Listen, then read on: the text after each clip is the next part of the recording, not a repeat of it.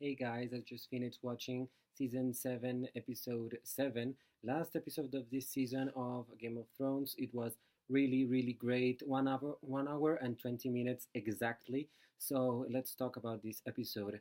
First of all, the arrivals in King's Landing were really interesting because many of the characters that hadn't been together for several seasons, several episodes, finally met each other in this arena for dragons that was destroyed back when the last Targaryen king was also killed. So we have, for example, the Hound meeting Brienne, which was really fun because they mended. I mean, they had fought because of Arya, but they were like, okay, let's just set aside our differences because we were both defending her. I mean, we were both trying to protect her, so we don't really have anything to fight about. And they like each other. They're like cool with each other, so why fight? So that was interesting, and also the interaction between Bronn and Tyrion, and to a certain degree, Varys that says like one phrase on this on this episode, which was really sad. But yeah, they're like old friends, but old friends in battle because they talk about the battle of Blackwater, and they are both like heroes of that battle. On the same side they fought, but now they are on opposite sides, and Tyrion teases like, okay, we all know you're coming out our side too, so eventually, so whatever, just don't pretend you're like super happy with the Lannisters. So everyone walks into the arena. There's very interesting tension. I really like that because we frequently forget that the Clegane family has always been involved with the Lannisters, but also in general with the crown. So it was really interesting to see the Hound and the Mountain just confronted with each other. And of course, the Mountain won't talk because he's like basically a zombie. No, he's not really a zombie. He's like something else. But the interaction between them, only the Hound speaking, was very interesting because he told his brother, like, that death will come eventually for you, and you know from what side it is coming. So I won't do anything, but you know where it's coming. And I was very intrigued by that because maybe he saw something on the fire, or maybe he knows something about their history, and he knows that his brother will succumb finally to all the horrible things he has done, because he has done a few horrible things, I would say. Then finally, the after a great entrance by Daenerys, which was a little bit exaggerated. I mean, it was like, okay, okay, Danny, just get off of that damn dragon and keep, don't destroy the arena more than it is. But come on down. She did, and Tyrion started to talk, and it was. He was going. He's really clever, and Euron Greyjoy just interrupted him and did the always like dwarf jokes, and yeah, it's true.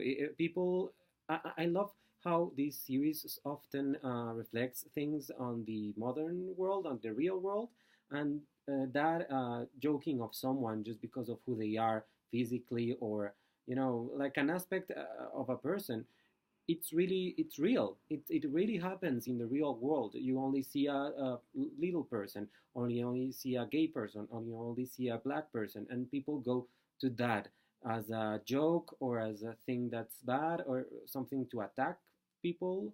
To attack people just for being who they are, basically. And I love that they added that, and especially from Euron, who's an asshole, and we all know he's an asshole. Then it came the revelation that they had like this dead guy on a crate, and of course, and Euron Greyjoy surprised everyone by saying, fuck this, I'm out. I'm off to my fleet to the Iron Islands. Bye, bitches. So that was kind of funny because you were like, what the fuck are you talking about? And then you have like this small bickering between Daenerys and Cersei, and Cersei finally says like, okay, I'm going to help you after seeing the crazy dead guy, but I'm just not going to accept this as it is. And Jon reveals to everyone that he's in love with Daenerys because he says that he pledged to Daenerys and everything. He bent the knee, and that is all. I mean, that's supposed to be romantic, and we always forget that this story has a huge romantic background. We will discuss it at the end, but this story is big on romance, big on romance, because some of the most awful things in this story have happened between when romance is involved, the Starks with Robb Stark and Talisa, with between Ned Stark and Catelyn, between Sansa, Cersei and Jaime, Sansa and the Boltons. That wasn't romance, that was a relationship. But you know what I mean? Between two people, everything happens then, and everyone told Jon, you're an idiot because you just did that, and he was an idiot. I mean, of course they shouldn't have done that, and they shouldn't trust Cersei anyway. But whatever. Then Tyrion went to apologize to Cersei, and I thought that was one of the best dramatic scenes um, in the whole episode, because we all know that she really hates her brother, and she cannot forgive what she did and what he did, and he even if he not did not kill all those people that she loved on purpose, we know that she feels that he did because he betrayed her father. So that the tension there was really really great, because we really wanted these characters to confront one another again. I mean, they had already done that, but once again, and they just had everything out, which I loved. He almost cried. She was so furious that she wanted to kill him, but she didn't, because maybe somewhere deep in her she still knows that he's her brother and she cannot do that. But she wanted to kill him. That was, or she wanted to end the suffering that she has. And the revelation that she's pregnant is a way for Tyrion to get into her good side, if you will. But we finally know that good side doesn't exist, because I actually thought in the scene like further ahead, that she discusses with Jaime, because she says, we're not going anywhere. You're not going to my armies to the north. You're crazy. No way. And he's like, but I promised. And I actually thought Jaime was going to die, but of course he didn't, because she's in love with him. He's the only thing that she has, and she cannot kill him even if he walks away, which he did, and now he's going away. I suspect that he's going with Bronn. They didn't show him, but he's going away, probably to Winterfell, to tell Tyrion, like, okay, I'm on your side. This bitch is coming for you after you do this. And of course, her children will never be born. And I don't think that Lannister baby will never be born, to be honest. I think that's impossible. So, and I really thought all those interactions between Lannisters actually were the best dramatic scenes in all of the series, in all of the season, to be honest, and in the episode, of course, but in all this season, that was a great dramatic moment between the three of them. All those interactions were really, really good. Even the little interaction between Tyrion and Jaime before he met Cersei, that was really good, because they almost like hugged or something. I was like, hug or hand, or, handshake or something, but they didn't. But that was really nice. After that, well, there's some stupid thing between Dany and Jon that are like flirting with each other in the weirdest way possible, and she tells him, "Oh, I cannot have babies," and he's like, You don't know that," and she doesn't really know that. She doesn't know shit, to be honest, because she believed a witch, and he's like saying, "Don't you want to have babies with me or something?"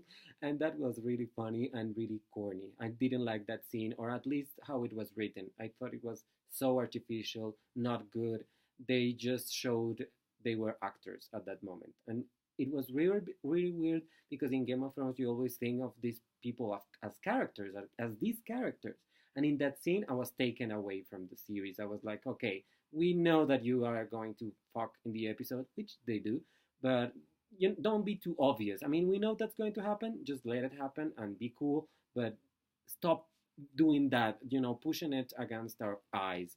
That was an annoying scene, the most annoying scene in the whole thing. Then, Tyrion comes back and he says she's going to help us. Cersei says it, and they return to Dragonstone. And in there's a little bit of a thing between Theon and Jon, and Theon finally realizes what he should have done in the whole thing, which is like going for his sister. And I think he's going to liberate his sister. I don't think she's going to die, to be honest. I mean, it will be really cruel if he got there to see her killed. But maybe that's going to happen. Or maybe he's going to get killed and she's going to be liberated, which I think it's the safest bet, to be honest, because he doesn't really have anything to go after. The scene of him fighting and fighting, well, that was nice. But he's not a redeemable character, so I do believe he's going to be killed in the attempt to liberate his sister, and she's going to be liberated and rule the Iron Islands, and Daenerys is going to be like, okay, or whoever sits on the Iron Throne will be okay with that. Then we have a great little thing, which I loved. Finally, someone important dies in this fucking season. I mean, no one important died in this season. Finally, Littlefinger gets fucked by the Starks, the family that he fucked first, to be honest, because finally, I don't know, they don't even explain us why or how, but I think Arya had something to do in it, and of course the visions that Bran can have of the past and the present and everything, and they brought the puzzle together, and we didn't see everything. Of course, they're not going to shoot every little scene among them, but we know that they had secret reunions, and in those secret reunions, all the truth was revealed. That Littlefinger was the one that killed Jon Arryn. He killed Lysa Arryn, as we know because we saw it on the series. And the series started with Jon Arryn being killed and the Lannisters being framed for it. And we thought Cersei had something to do, but apparently she didn't. She just benefited from that, which was really good. And that was the beginning of the series, the killing of the hand of Robert Baratheon. So that was amazing, and how he betrayed Ned Stark, and how he betrayed Caitlyn too, although he loved her in some weird way. So he was killed by Arya, which was what many people were predicting. I actually thought at the end that Arya was this guy's Sansa, and that she had killed Sansa in order to kill Littlefinger. I was like, no, please.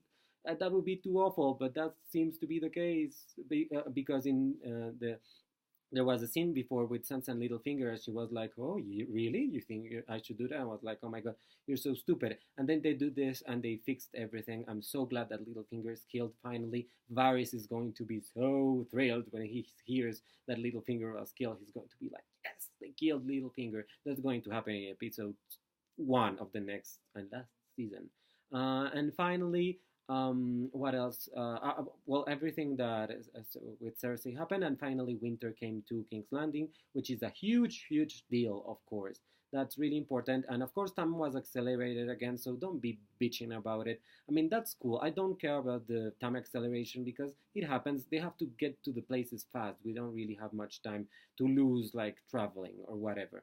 There was the funniest scene in this thing was at the end, towards the end with between Sam and Bran, because Sam is all like, what the fuck are you talking about, the three-eyed raven, and I don't even know what you're talking about. But they finally talk, the two characters that we know that know the real identity of Jon, and apparently his name is Aegon Targaryen, and we all know he was a Targaryen. We all know that Rhaegar married Lyanna in a secret wedding, but he annulled his former wedding with Dornish women, Elia Martell, I think.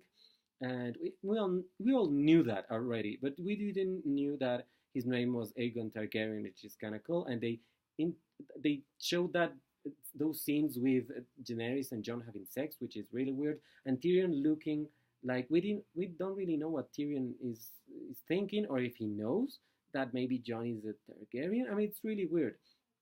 I was kind of bothered that they made this like the biggest thing in the world that he's a Targaryen. We all knew that. So yes, it's a cousin, it's a nephew, and his aunt having sex.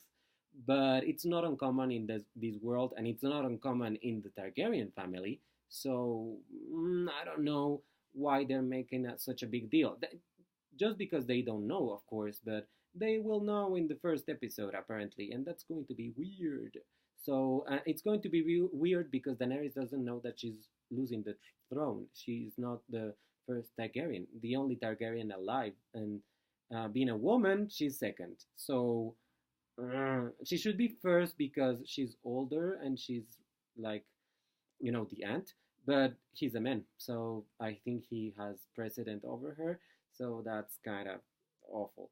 I love the interchange between Sansa and Arya.